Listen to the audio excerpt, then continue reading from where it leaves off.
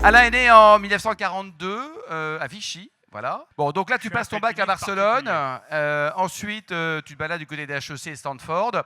Et tu as une première vie pendant 5 ans dans les commandos parachutistes. Oui. Ton meilleur et ton pire souvenir de cette période, Alain?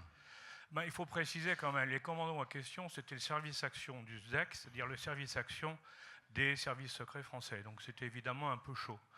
Et j'ai juré et j'ai signé de ne rien jamais raconter. Dis un truc, t'es né en 42, il y a prescription là. Ce que je peux dire par contre, c'est qu'il y avait quand même des moments fantastiques, parce que par exemple, pour ceux qui se souviennent plus ou moins de cette époque, moi j'ai un souvenir énorme, j'étais donc officier au service action, et puis il y a eu l'affaire Ben Barka, vous avez dû entendre parler de l'affaire Ben Barka, et le général de Gaulle était convaincu qu'on était dans le coup, ce qui n'était pas vrai. Et on s'est tous fait virer, et ça a été la chance de ma vie, hein, on s'est tous fait virer, on nous a dit écoutez, hein, allez, on dégage. C'est vous, vous dégagez, vous partez dans alors le ensuite, tu te fais virer, Alain, et donc tu vas passer 19 ans chez Pernod Ricard, comme beaucoup de gens virés. Absolument. Et alors, absolument. Non, mais c'est pas vrai, c'est un groupe merveilleux avec des gens formidables. Qu'est-ce que tu as fait? Tu as eu plusieurs jobs au sein du groupe, hein? Moi, j'ai commencé agent commercial, export, hein, parce que je parlais 2 langues étrangères, ce qui à l'époque chez Ricard était rare. On était 3 à parler des langues étrangères. Donc, j'ai commencé comme inspecteur export. J'ai terminé directeur général du groupe France. Puis j'ai terminé ensuite, j'étais directeur du développement du groupe Pernod Ricard. Tu as aussi lancé un camembert en France. Cœur de Lion. Qui achète du Cœur de Lion? Il y en a presque plus que les bouquins de Raphaël, hein, mais oui, je peux le dire. Ça, c'est amusant. C'est dans l'alimentaire. J'ai lancé le Cœur de Lion. J'ai lancé dans les whiskies Clan Campbell, que vous connaissez peut-être aussi, et j'ai lancé les yaourts Maminova, les yaourts gourmands, qui marchent encore aujourd'hui. Alors, Alain, moins drôle, vraiment le père, hein. Tu t'es occupé de la liquidation de Marks & Spencer. Absolument. Donc c'est toi qui as flingué ou c'était déjà mort? C'était passionnant, parce que c'était par Marks & Spencer, si vous voulez, c'était une affaire anglaise, enfin détenue par des Anglais. Ils avaient décidé de fermer les magasins en France et en Espagne et en Belgique. Mais les lois ne sont pas les mêmes en France, en Belgique, enfin, comme vous le savez, et du même coup, pour la bourse, il fallait que tout soit annoncé en même temps. Donc ils ont annoncé à l'ouverture de la bourse à Londres, ils ont annoncé par un télégramme au syndicat en France que tout le monde était viré. C'était sous M. Jospin, bien sûr, avec Mme Aubry comme ministre du Travail. Je ne sais pas si vous voyez. C'était chouette comme époque. Hein. Voilà, c'est une belle époque. Alors ensuite, mon cher Alain, tu deviens espion. Ah mais non, j'ai toujours été.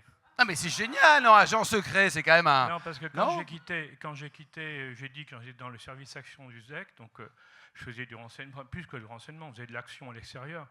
Mais ensuite, quand j'ai été viré, 1 an après, ils m'ont récupéré. Parce que comme j'étais inspecteur export, je tournais dans le monde entier, ça intéressait tout le monde. Et donc, j'ai fait toute ma vie, mon métier professionnel dans le civil, et puis mon métier à côté d'espion. Et alors, effectivement, en 2002, on m'a décidé de me nommer directeur du renseignement de la DGSE, donc numéro 2. Donc tu savais tout sur tout, alors. Qui était le président à ce moment-là? Chirac. Chirac, ouais. Ah non, mais il n'y a pas de problème. Non, pas de problème, quoi. Moi, j'ai toujours servi les présidents. Moi, je suis démocrate et républicain. Et alors après, tu as été très proche de François Fillon, quoi. Et on lui a fait du mal à ce garçon, quand même. Parce qu'après avoir été à l'intelligence, au service, donc comme directeur du renseignement, on m'a exfiltré, comme on dit, pour mettre à côté du Premier ministre, c'était Raffarin, hein, en me disant il faut qu'on lance en France l'intelligence économique. Vous connaissez sans doute la plupart d'entre vous l'intelligence économique. À l'époque, c'était presque inconnu en France. Donc on m'a donné la mission de le faire. Alors j'ai eu le plaisir de travailler avec Raffarin, avec Villepin et avec Fillon. Ça a été de grandes aventures, indiscutablement, avec chacun d'eux. C'est au moins qu'on puisse dire. Et les 3 étaient honnêtes, à ton avis, ou pas? Ça, je ne sais pas. Je ne sais pas non plus, quoi. Alors après, une fois que tu as fini d'être espion, qu'est-ce que tu as fait là? Donc, est-ce qu'un mec comme Pasqua, tu ressens beaucoup? Parce que Pernod Ricard, machin, tout ça, là, j'ai fait la même l'aimes, carrière, Pasqua, ou pas? Pasqua, il a commencé comme représentant chez Ricard. Moi, j'étais inspecteur export. Il a terminé directeur général. J'étais directeur général. Je ne veux pas être méchant, mais il a été viré par le fils, moi par le petit-fils. Donc alors, tu as une émission géopolitique aussi, qui est sur une chaîne YouTube. Tu t'éclates?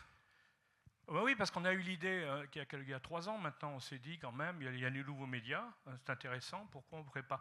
Moi je fais de la géopolitique, de la sécurité, j'étais patron du club des directeurs de sécurité, donc je connais bien tout ce monde-là, et je me suis dit c'est intéressant de faire de la géopolitique parce qu'il y a plein de choses que les gens ne savent pas, le dessous des cartes.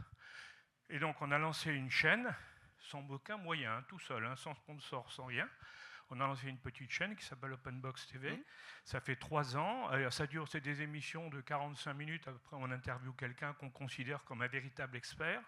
Je dis ça parce que tout le monde n'est pas forcément expert. Quelques noms peut-être de faux experts pourris là. Il suffit de regarder les télévisions. Ouais. Hein, c'est intéressant parce que. Donc, on a fait 3 ans et on est à 220 000.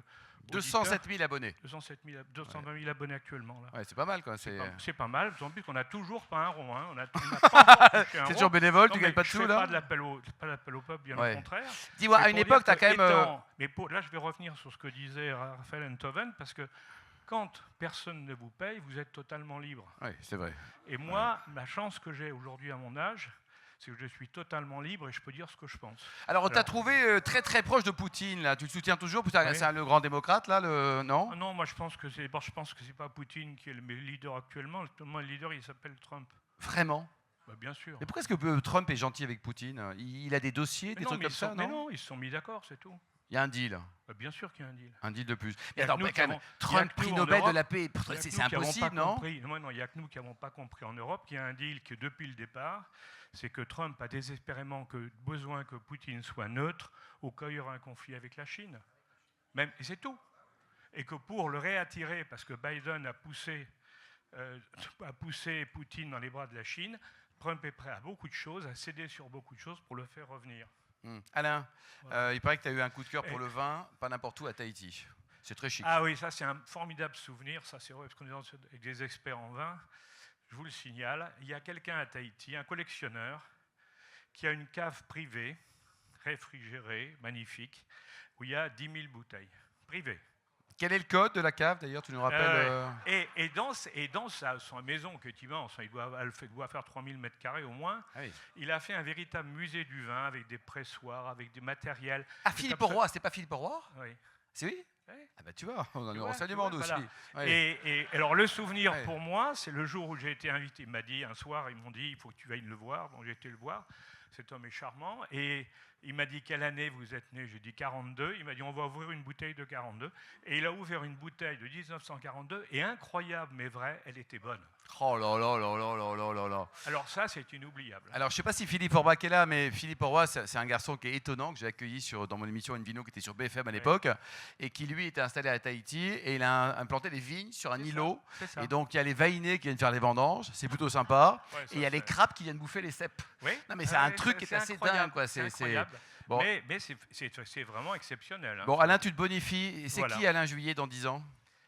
Dans 10 ans? C'est qui toi dans 10 ans? Oh ben, je pense que je continuerai ma chaîne d'une part, et puis je vais enfin faire des choses qui m'intéressent. Ouais.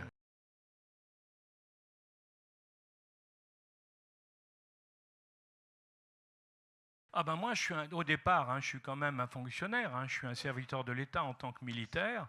Bon, quand on m'a nommé dans cette position pour lancer l'intelligence économique en France, j'avais des patrons, je rendais compte à mes patrons, comme je l'aurais fait dans le privé. Pour moi, il n'y avait pas de problème.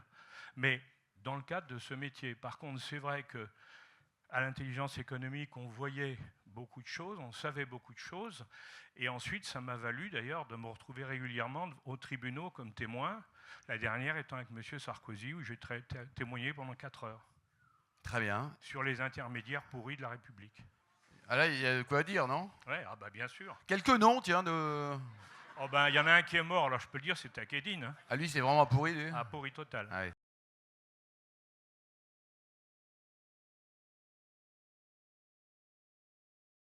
Le principe même, si vous voulez, quand vous avez ce genre d'activité, c'est qu'on vous apprend tout de suite, d'ailleurs, à entendre des secrets, mais ne pas les révéler. Et en plus, mais il y a une sécurité qui est donnée, qu'on appelle le droit d'en connaître, c'est-à-dire que vous ne savez jamais tout.